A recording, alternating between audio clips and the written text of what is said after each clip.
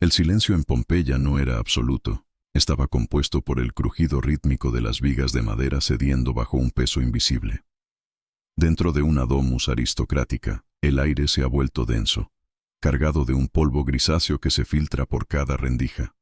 No hay gritos, solo el sonido metálico de las piedras pomes, el lapilli, golpeando las tejas como una granizada interminable. Un hombre, cuyos restos serían encontrados siglos después aferrando con fuerza un manojo de llaves de hierro, observa cómo el techo de su hogar comienza a combarse.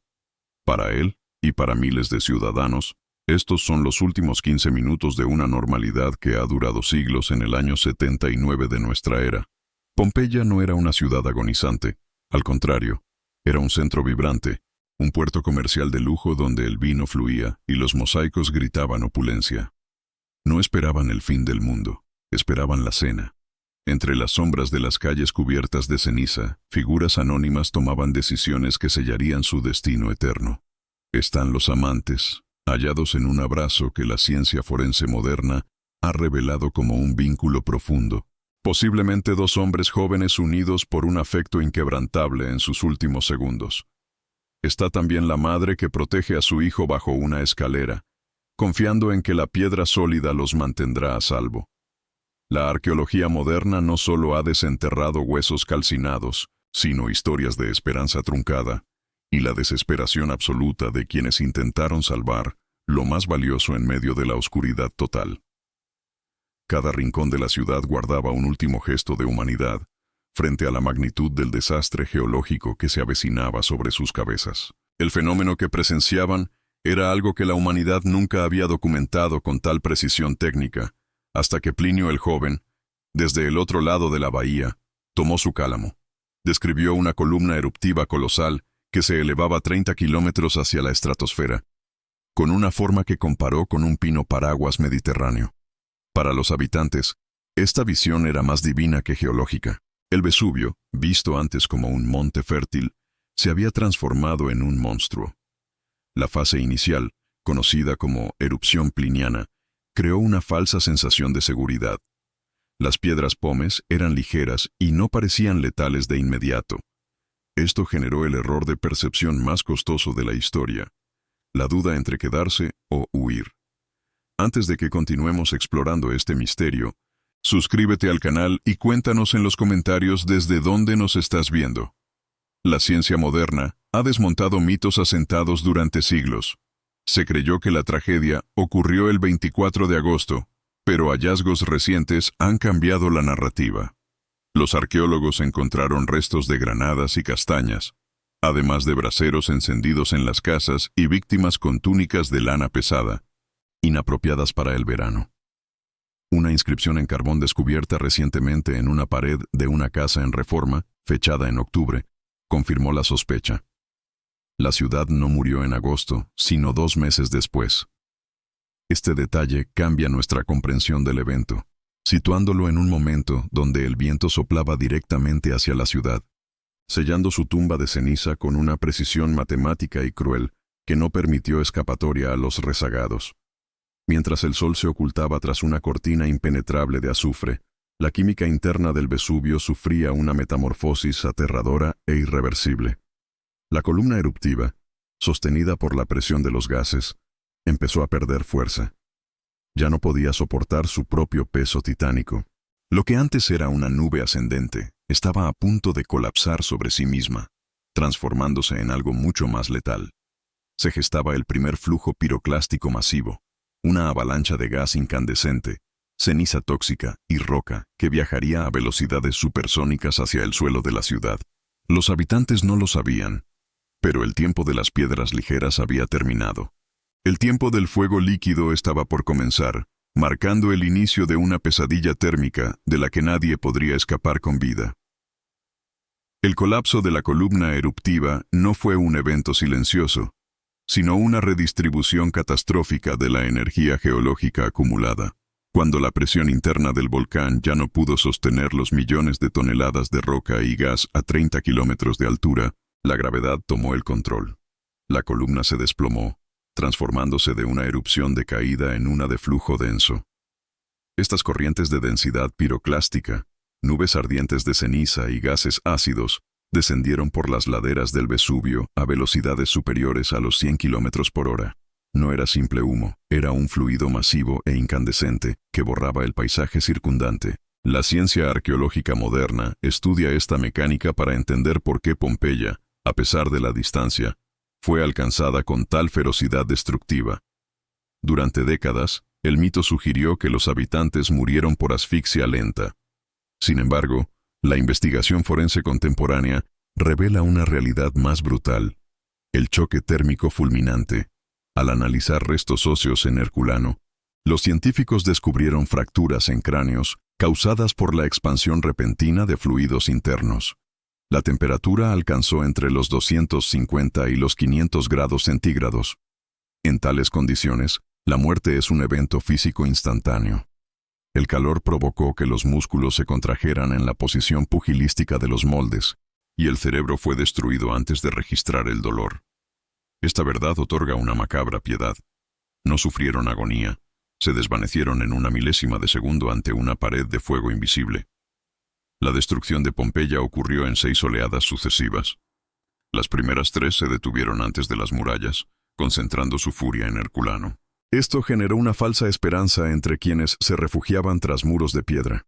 Muchos pensaron que la lluvia de la Pili era el único enemigo. Pero la cuarta oleada superó las defensas del norte, barriendo las calles con fuerza capaz de derribar mampostería. El aire se volvió un soplete de ceniza.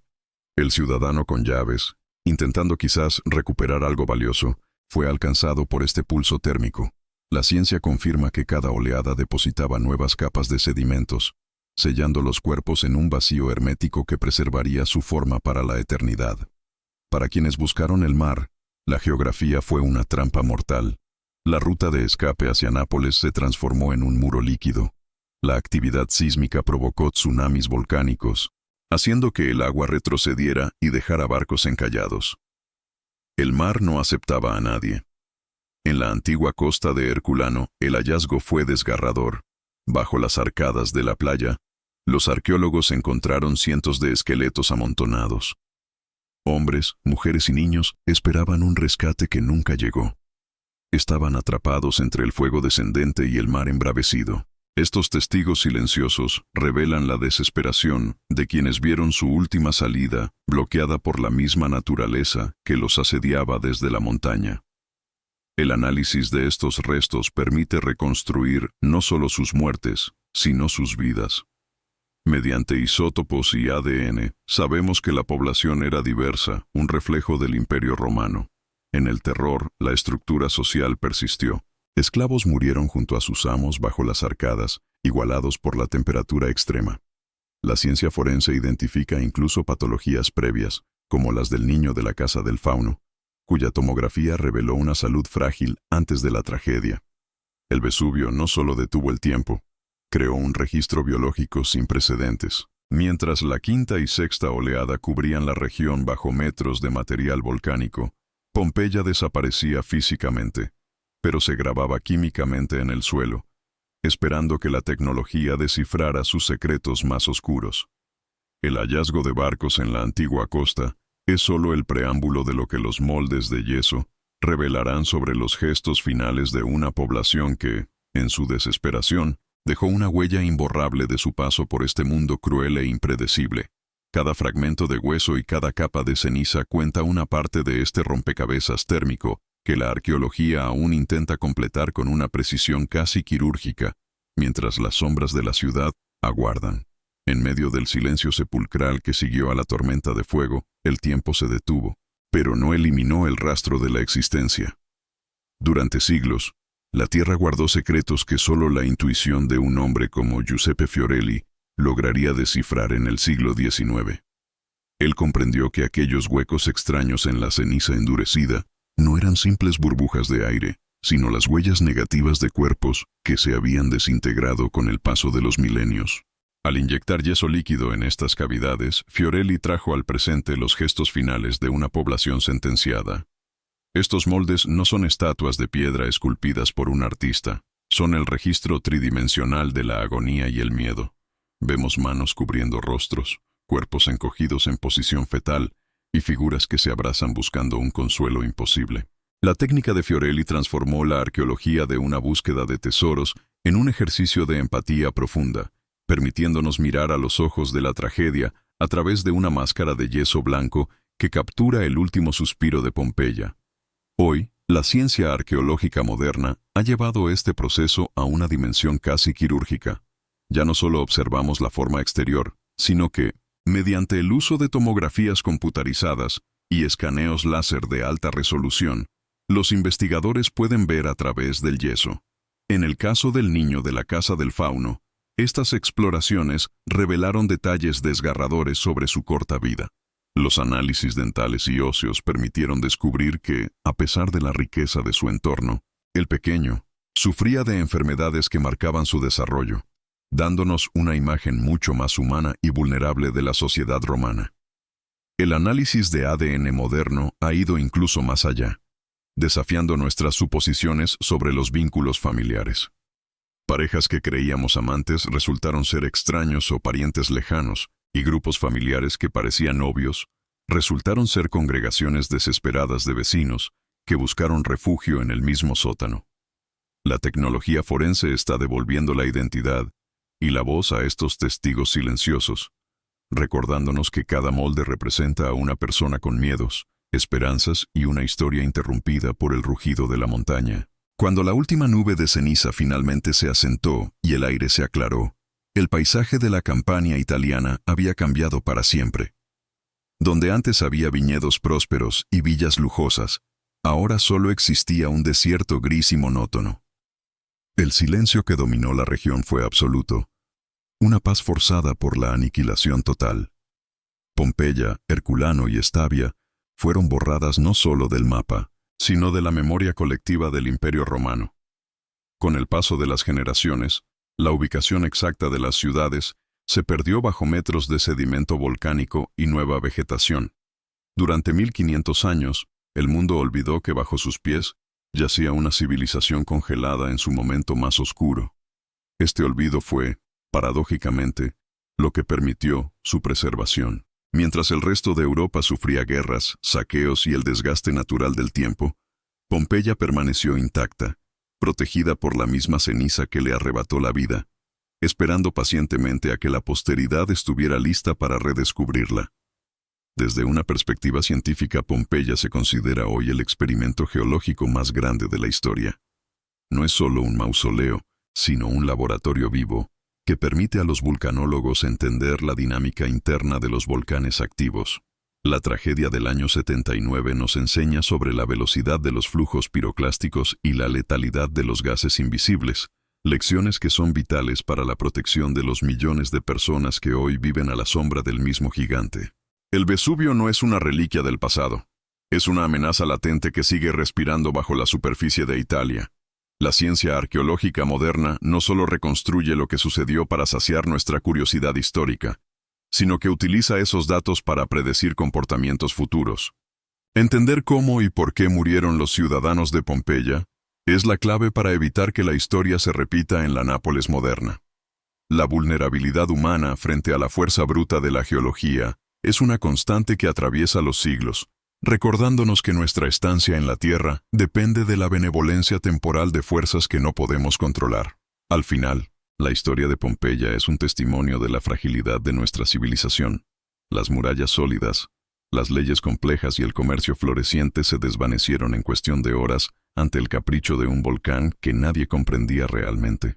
Hoy, al caminar por las calles empedradas y ver los surcos dejados por los carros romanos, sentimos una conexión inevitable con aquellos que nos precedieron. La ciencia ha logrado descorrer el velo de la leyenda para revelarnos la cruda realidad física de los últimos momentos de la ciudad. Somos testigos de una paradoja cruel. La destrucción total trajo consigo una inmortalidad accidental. Mientras el perfil del Vesubio aún vigila el horizonte con una calma engañosa, surge una pregunta inquietante sobre nuestro propio futuro. ¿Qué huellas dejaríamos nosotros si la naturaleza decidiera, en un instante, detener nuestro tiempo? Pompeya sigue ahí, silenciosa y elocuente, advirtiéndonos que bajo la belleza del paisaje siempre late el pulso impredecible de un planeta que de vez en cuando reclama su dominio absoluto sobre todo lo que hemos construido.